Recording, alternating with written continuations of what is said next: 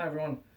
This video is going to be an overview of how to do wall touch pivots. So similar to the pivoting reach, this is just another exercise more focused for the upper torso.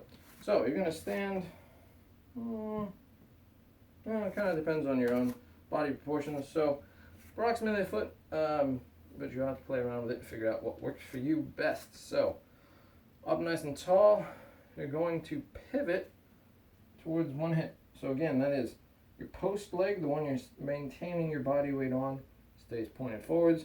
Back leg twists, your hips drive over. You're going to take that same side hand and reach towards the wall and touch it. The other hand also reaches to touch, but it's much closer, so it's going to be really easy. Come back, plant that foot, and touch. Plant, pivot and touch. Plant, pivot and touch.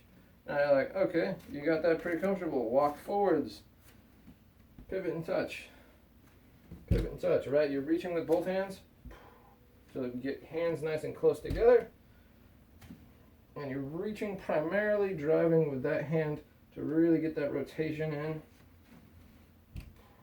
back and forth. All right, you want to find that point where you're really having to struggle to reach. Getting that pivot, really twisting with the upper back, trying to keep your core nice and set. So you want to make sure that that post leg, you're still squeezing the glute on so you don't rotate through and adjust how your pelvis is oriented. So once you find that point, you're like, ooh, this is really difficult here. So that's what you want to work on. Exhale and exhale. Right, so you breathe out as you twist. You're driving that opposite hand, trying to get to the wall. It's a really nice one. Try not to go too fast with this because you really want to make sure you're not twisting with the low back. You're twisting with the upper back.